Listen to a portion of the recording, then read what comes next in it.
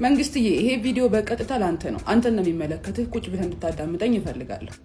ሁለት ሽማግሌዎች እንዴት መስረቅ እንዳለባቸው ቁጭ ብለው አጠገቤ ይወያያሉ። እንግዲህ ቤተሰብ ትታሰራለህ እያሉ ነው። ትታሰራለህ በምንድን ነው? ውሃ አልመጣም፣ ውሃ የለም፣ ውሃ መብራት ጠፍቷል በማለቴ ማለት ነው።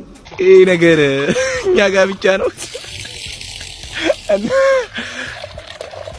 እኔ ማናቆ የሆነ አመት በዓል ነገር አለ። ከንቲባ አዳነች አቤቤ እንዲህ ሲሉ ሰማናቸው። አቤ ለመምራት እንኳን ጉቦ እንደሚጠይቅ ደርሰንበታል። ሰላም ጤና ይስጥልኝ። በመላው ዓለም የምትገኙ ውድ የዩቲዩብ ቤተሰቦቼ እንደምናችሁ እንደምንከረማችሁ፣ ትኩስ ነገር ከዚህም ከዚያም ለእናንተ ይመቻል ብዬ የማስባትን ነገር እንግዲህ ሰብሰብ አድርጌ ይዤላችሁ መጥቻለሁ ማለት ነው። ከእናንተ የሚጠበቀው እንደተለመደው እንደምለው እንግዲህ ዘና ፈታ ብላችሁ ይህችን ነገር አይታችሁ የራሳችሁን ኮሜንት መስጠት፣ ከወደዳችኋት የተለመደችዋል ላይክ ማድረግ፣ አዲስ የሆናችሁ ሰብስክራይብ አድርጉልኝ እያልኩ እንግዲህ ወደ ፕሮግራሙ ገባለሁ። በዛሬው ዕለት እንግዲህ ትንሽ እስቲ ስለሰሞኑ ስለ መንግስት መስሪያ ቤቶች ትንሽ አንዳንድ ቦታ ላይ ወሬዎች ይሰማሉ። እንግዲህ ለምንድን ነው ይሄ ነገር መቼ ነው የሚቆመው የሚባል ማለት ነው። በዚህ በኩል የሙስናው ነገር በጣም ከፍቷል። በአንደኛው በኩል ደግሞ እንደተለመደው ጭማሪ የመስሪያ ቤቶች የራሳቸው የሆነ የህግና ጭማሪዎች በዝቶ ህብረተሰቡን እንግዲህ በጣም እያጨናነቁ እንደሆነ በጣም ይሰማልና ለምንድነው መንግስት ይሄን ነገር እልባት ማደርገው? የትኛውን ነገር እንስማ፣ ወዴት እንሄድ እያለ እየጮኸ ያለው ማለት ነው። በዚህ መሰረት እስቲ በተለይ ክፍለ ከተማዎችና መብራት ኃይል እንዲሁም ውሃ ልማት ነው እየተነገረ ያለውና ስለነዚህ ከዚህም ከዛም ሰብሰብ አድርጌ ያሰብኳትን ነገር እንግዲህ ይዤላችሁ ቀርቤያለሁ ማለት ነው። ዘናፍታች ብላችሁ ነገር አይታችሁ እንግዲህ የራሳችሁ ኮሜንት ስጡበት እያልኩ ቀጥታ ወደ ፕሮግራሙ ልግባላችሁ። መልካም ጊዜ ይሁንላችሁ።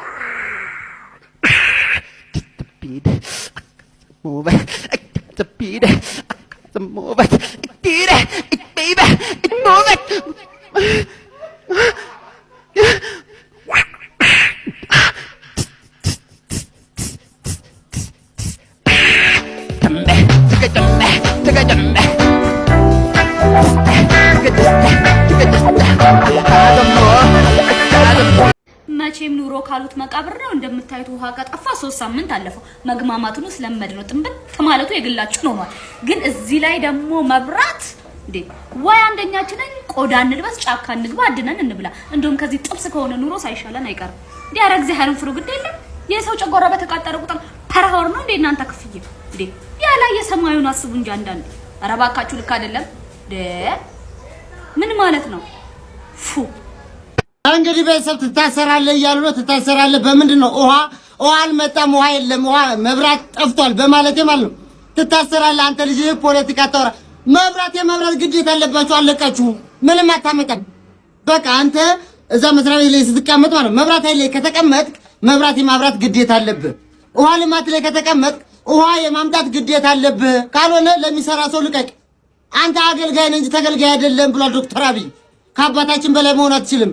አንተ የህዝብ አገልጋይ ነህ። ካልሆነ ለሚያገለግል ሰው እንትን በሉት፣ ወይ ደግሞ መስሪያ ቤቱ ፑል ቤት አድርጉት። ምን አገባ? እኔ የምናገረው መብራት ከጠፋ ማለት ነው መብራት ኃይልን እንናገራለን። የመናገር ሙሉ መብት ስላለ ማለት ነው። ውሃ ከጠፋ ውሃ ልማት እንናገራለን። ይሄ ህገ መንግስታዊ መብታችን ነው። እድሜ ለአባታችን ለዶክተር አብይ። ምንም አታመጣም። ምንድነው ውሃው? ጠላ ነው በለኝ ጋት።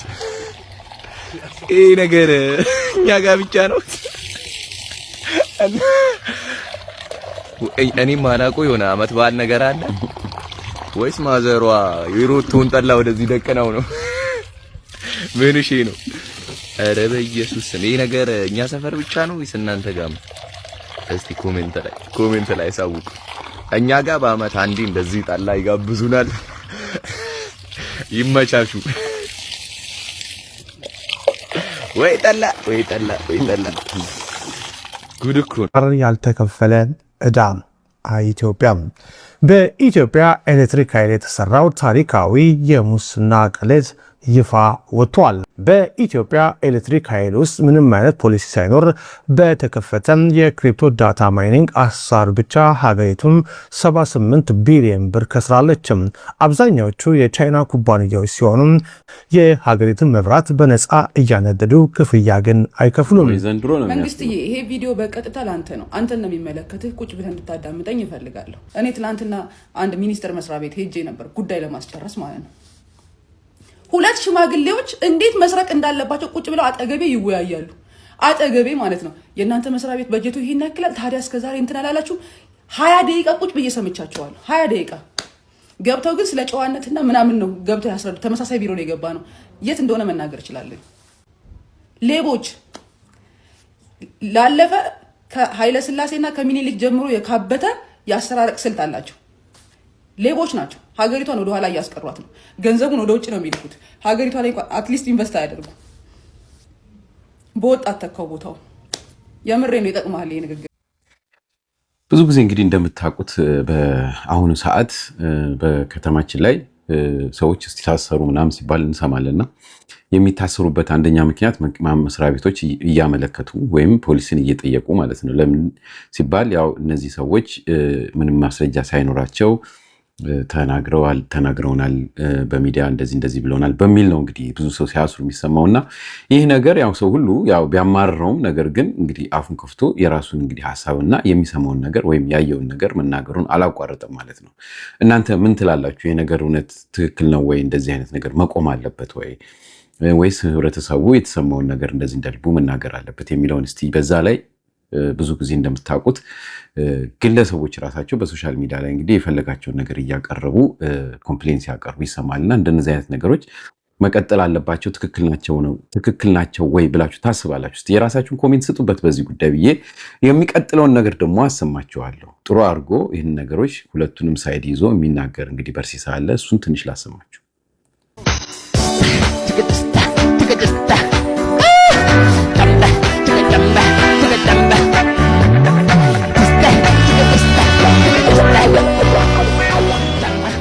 ከንቲባ አዳነች አቤቤ እንዲህ ሲሉ ሰማናቸው። አቤ ለመምራት እንኳን ጉቦ እንደሚጠየቅ ደርሰንበታል። የጀርባ ማህተምን እኮ አውቀን ያስቀረነው ጉቦ የሚጠየቅበት። አንደኛ ሰው ያለቅሳል፣ ያማራል፣ በተለይ ከደሃ። አንድን ደብዳቤ ለመምራት እንኳን ጉቦ ይጠየቃል። ትንሿን ነገር ይሄን ያህል የቦካ አገልግሎት ሰጪ ተቋማት እንደመሆናችሁን ታውቁታላችሁ ማለት ነው። አሁን ላይ መሬት ላይ፣ መዘጋጃ ቤታዊ አገልግሎት ላይ፣ ገቢዎች ላይ፣ መብራት፣ ቴሌ፣ ውሃ ልማት ሁሉም በሚባልበት ደረጃ ሌብነት ያላዳረሰው ዘርፍ የለም። በተለይ አዲስ አበባ ከተማ ላይ፣ በተለይ መሬቶች ላይ፣ በተለይ ትራንስፖርት ላይ ይሄን ትንሽ ነገር ያወቃችሁ ትላልቆቹ ላይ ሌብነት ምን ያህል እንደጦፈ ታውቁታላችሁ ማለት ነው። እና እርምጃ መውሰድ ምንድነው? አንገታችሁን የያዛችሁ የፍትህ አካላት ላይ አንድ ግለሰብ ገንዘብ ስላለው የሚፈታበት ንጹህ የሚሆንበት አካሄድ፣ ገንዘብ ስለሌለው ፍትህ የሚርቅበት አካሄድ ሁሉም ላይ ሆኑ ይችላሉ። የፖሊስ አካላትን ብር ሰጥተህ እሰርልኝ ሰንበዲን እኮ የሚባልባት ሀገር ሆነናል እኮ። ይሄን እዚህ ደረጃ ሲጨማለቅ ድረስ ለምን እርምጃ መውሰድ ተሳናችሁ የሚል ጥያቄን ይጠይቃል። ያ ውስጥ ማለት ነው የሰው ሀቅ የሚበላው አንደኛ ቴሌ፣ ሁለተኛ ውሃ ልማት፣ ሶስተኛ ማብራት ኃይል። ቴሌ ፓኬጅ ይሸጥልናል፣ የ1 ዓመት፣ የ2 ዓመት፣ የ1 ወር፣ የሳምንት ግን አይሰራም። አዲስ አበባ ላይ የተወሰኑ ቦታዎች ይሰራል። ሸገር አካባቢ አይሰራም፣ ክፍለ ሀገር አይሰራም። ዝም ብሎ መዞር ግን ብሩን ይበላል። በተለይ ዋይፋይ ገዝቶ ቤት ያስገባ ሰው አይሰራም። የኔ አሁን አይሰራም፣ የጎረቤቶቼ አይሰራም። ዋይፋይ 15000 ብር ከፍለን አይሰራም። ዝም ብሎ መዞር፣ ቲቪ እንኳን አይከፍትም። ክፍለ ሀገር ላይ አይሰራም፣ ግን በየጊዜው የዋጋ ጭማሪ ያደርጋሉ። ቴሌዎችን ለማን ነው የምንከሰው? ውሃ ልማት በየወሩ ቆጣሪ ለመቁጠር ይመጣሉ። ውሃው የለም። በወር አንዴ ይመጣል፣ በ20 ቀን አንዴ ይመጣል። ሲመጣስ ታንከር ላይ አይወጣም። ታንከር ላይ አይወጣም። አንዳንዴ 2 ወርም ምን ሆኖ ነው አንድ ቀን ይመጣና ምን ሆኖ ነው ስንል ተበላሽቶ ነው ላሉ። ግን የነሱ ሰራተኛ ቫልቭ የሚከፍት የሚዘጋ አለ። ለፋብሪካዎች ቫልቭ ይከፍታል ማታ። ከዛ ግለሰቡ ውሃውን አያገኝም። ለኛ ተበላሽቷል መስመሩ ማሽኑ ተበላሽቷል ይባላል። እኔ እውነት በወር ውስጥ 3 ጊዜ ባይዙዙ ውሃ ቀድቻለሁ። 1500 3 ጊዜ 1500 አስቡ። ህብረተሰቡ በውሃ ልማት እየተማረረ ነው። በተለይ ሸገር ዙሪያ ለምንድን ነው አሉ ውሃ ልማት ያስቀመጣቸው ቫልቭ የሚዘጉ ቫልቭ የሚከፍቱ ከድርጅቶች ብዙ ብር ይቀበሉና ለነሱ ይከፍታሉ። ማታ ተደብቆ ለአንዳንድ ሰፈሮች ይለቃሉ። ሌሎቹስ ተበላሽቷል ተብሎ አይከፈትም። ይሄ ነው ውሃ ልማት እንደውም አንደኛ ነው። የእውነቴን ነው። 3ኛ ማብራት ኃይል ትንሽ ይቀጥላል። ንፋስ ሲመጣ ይለቃል፣ ማብራት ይጠፋል። 2 ቀን 3 ቀን አንዳንዴ ደግሞ ለይቶ ይጠፋል።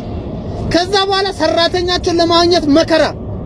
ሰው ሊጥሎ አንድ እንጀራ ሲያሰፋ ማብራቱ ይጠፋል፣ ሊጥ ይበላሻል። በተለይ ሆቴል ቤቶች ቻርጅ ማድረግ አልቻልንም። እቃ እየተቃጠለ ነው፣ ግን ይቆጥራል። ኦቨር ይቆጥራል። ግን እዳ ሲኖርባችሁ ደግሞ መጥቶ በከተር ይቆርጣሉ ሰራተኞቹ።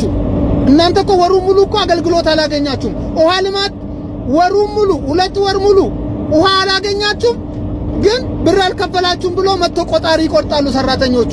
ቆጣሪውን ለማስቀጠል 5000 ብር 3000 ብር ይከፈላል።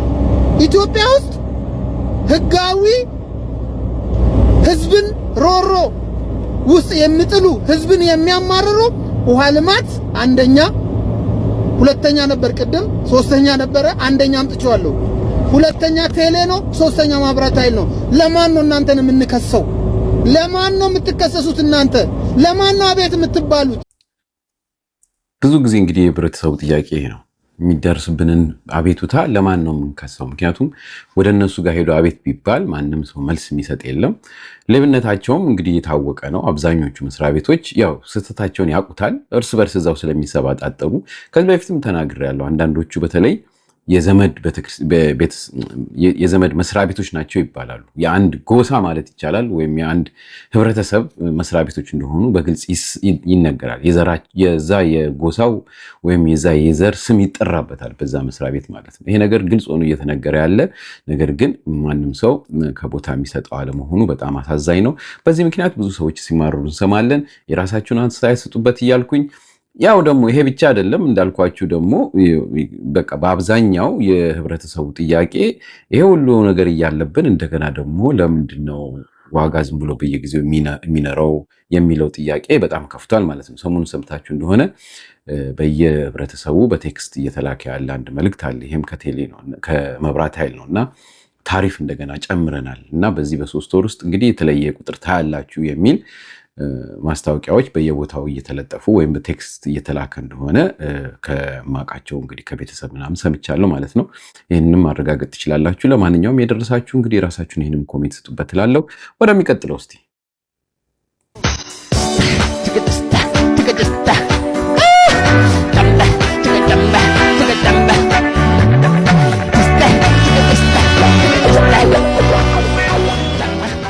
ከጊዜ ወደ ጊዜ እየናረ ከመጣው ከሸቀጦች ዋጋ በላይ ዜጎችን እጅግ እያስመረረ ያለው የመንግስት ተቋማት የሚያስከፍሉት የተጋነነ ክፍያ ነው ይላል የኢትዮጵያ ሸማቾች ተቆርቋሪ ድርጅት ምናምን የሚባል ተቋም ነው ይሄንን ያለው ለሸገር ኤፍኤም። ሙሉ ዘገባውን ከታች አስቀምጬላችኋለሁ። ቪዲዮ ሰው ጋር እየደረሰ አይደለም፣ በደንብ ኮፒ ሊንክ እያደረጋችሁ በጣም በተደጋጋሚ በእነዚህ ጉዳዮች ላይ እኔ በግሌ ቪዲዮ ሰርቻለሁ። ለምሳሌ ኢትዮ ቴሌኮም፣ ንግድ ባንክ፣ መብራት ኃይል ወይንም ኤልፓ የኢትዮጵያ ኤሌክትሪክ ኃይል ድርጅት ምናምን፣ ገቢዎች፣ ሰነዶች ማረጋገጫ፣ ኢሚግሬሽን፣ ሌሎችም ተቋማት የሚያስከፍሏቸው የተጋነኑ ክፍያዎች አየር መንገድ በጣም የሚያስመርሩ ናቸው። በቀጥታ የኑሮ ውድነቱ ላይ የሸቀጦች ዋጋ መጨመር ላይም የእነዚህ ተቋማት አስተዋጽኦ አለው። ከዚያ ደግሞ በቀጥታ ከህዝቡ እያንዳንዳቸው ጭቅ ነው የሚያደርጉን። የምሬን ነው የምነግራችሁና እሱኛው በጣም የሚያስመርር ሆኗል። ያው ሽንኩርት ላይ ቲማቲም ላይ ምናምን ከሚደረጉ ጭማሪዎች በላይ በጣም ከጊዜ ወደ ጊዜ የሚያሳስብ እኔ በግሌ በጣም ብዙ ሰዎችን እንደዛ ይሰማቸዋልና የመንግስት አገልግሎት ሰጪ ተቋማት የሆነ በቃ እና ይሄኛው የሸማቾች መብት ተቆርቋሪ ድርጅት ያወጣው መረጃ ተመችቶኛል። ያው ዘንድሮ እንደምታውቁት ከግል ተቋማት በላይ የመንግስት ተቋማት እየዘረፉን ነው። በቃ አጭበርባሪ ነጋዴውላ የማይሸጥበት ዋጋ ከመንግስት ተቋማት እየከፈልን ነው። በጣም ትልልቅ ብሮች ነው ለመንግስት አገልግሎት እየከፈልን ያለነውና ኢትዮ ቴሌኮም አንሊሚትድ ይሸጥልናል፣ ኔትወርኩ የለም። እሺ በኤርታይም እንስራ ስንል ብሩ ላፍ ጌታ ሆይ እስቲ ሳፋሪኮም የምትጠቀሙ በእናታችሁ እውነተኛውን ነገር ነው። ሴልስ ማኖችን አይደለም የምጠይቀው፣ ተጠቃሚው ሰው እንዴት ነው ኔትወርክ ላይ በእናታችሁ። የኛ ስራ ደግሞ ኢንተርኔት ላይ ስለሆነ አልቻልንም። አንሊሚትድ እየገዛው ነው መልሼ ኤርታይም እየገዛው ነው ማለት በብር እየገዛው እና አልቻልኩትም። የኢንተርኔት ወጪ አልቻልኩትም። እዚህ አንሊሚትድ እያለኝ ነው ሌላ ምገዛው ማለት ነውና እባካችሁ እስኪ ጠቁሙኝ። እንደሰማችሁት ነው እንግዲህ ብዙ መስሪያ ቤቶችን እንደዚህ አይነት ኮምፕሌኖች አሉ። ቦታ ሰዓት የማይበቃም በሚል ነው እንግዲህ አጠር መጠን እያረኩላችሁ ያለሁት ማለት ነውና በእውነት በጣም የሚጠየቁ አካላት እያሉ ነገር ግን መጠየቂያው መንገድ ስለጠፋ ህብረተሰቡ በዚህ አይነት ጉዳይ ላይ በጣም እየተነጋገረበት ነው ያለው ማለት ነው። እውነት ይሄን ነገር እንግዲህ ለህብረተሰቡ ወይም ለመንግስት አካላት እንዲደርስ በሚል ነው እንደዚህ አይነት ነገሮች የምንሰራው ብዙ ጊዜና በተቻለ መጠን ይሄን ቪዲዮ እንግዲህ ኮፒ እያደረጋችሁ ሼር እያደረጋችሁ አትሊስት እነሱ አካባቢ እንዲደርስ ለማድረግና ይሄ ነገር ዝም የማይባልና ገና ወደፊት ብዙ እንግዲህ ቦታዎች እንደሚሰሙ እርግጠኛ ነኝ። በተቻለ መጠን እንደነዚህ አይነት ነገሮች ተሎ እየቀረበ አድርጌ የምናገረው ለምንድነው ሶሻል ሚዲያ እርስ በርስ መቀባበል ነው ያዝነውና አንድ ነገር ቶሎ ብለን ያው ያገኘናትን ነገር ካልተናገርን ሌሎቹም እንግዲህ ማራገብም ሆነ ማናፈስ ስለማይቻል በእውነት አሁን የእናንተ ስራ ምንድነው ይሄን ነገር ለሌሎቹ በደንብ እንደዚህ እይታ ለሚያገኙ ሰዎች እንዲቀርብና በተቻለ መጠን ለህብረተሰቡ ተደራሽ እንዲሆንና መንግስትም እንዲሰማው እናድርግላለሁ። የራሳችሁን ኮሜንት ስጡ። እስቲ የሚቀጥለውን ደግሞ እንስማ።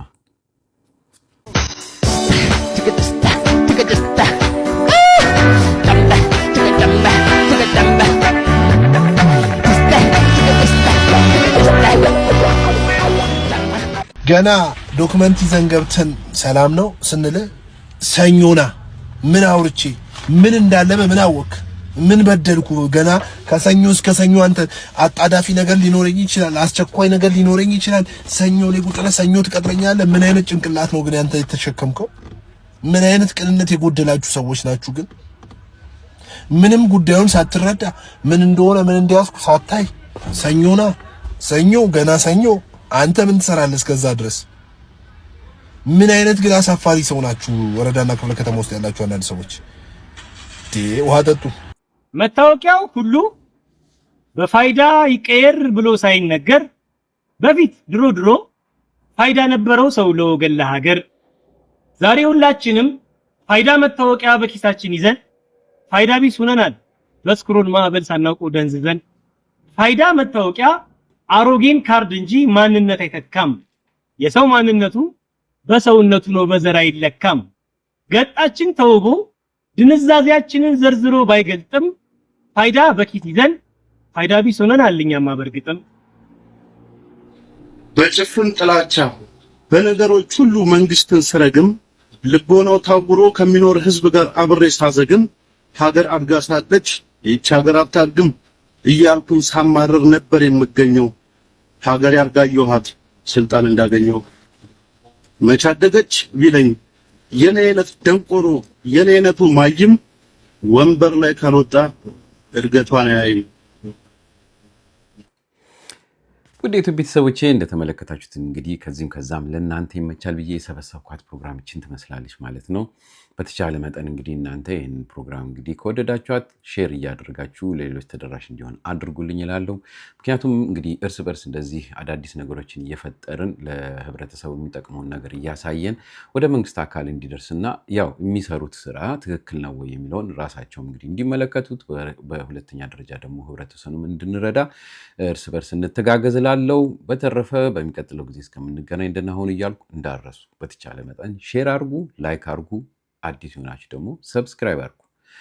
ደህና ሁሉንም። በተረፈ አንዲት የሆነች እንደተለመደችው አንዲት ደስ የምትል ነገር ጠብል አድርግላችሁና ልለያችሁ። መልካም ጊዜ ይሆንላችሁ። እንባ ወጥሮታል። ታዲያ ምን ይጠብቃሉ? አሁኑኑ መተው ያስለቅሱ፣ ያልቅሱ፣ እርሞትን ያውጡ ይሎታል በእምነት ሳቅና ለቅሶ ኤጀንሲ ኃላፊነቱ የተወሰነ የግል ማህበር።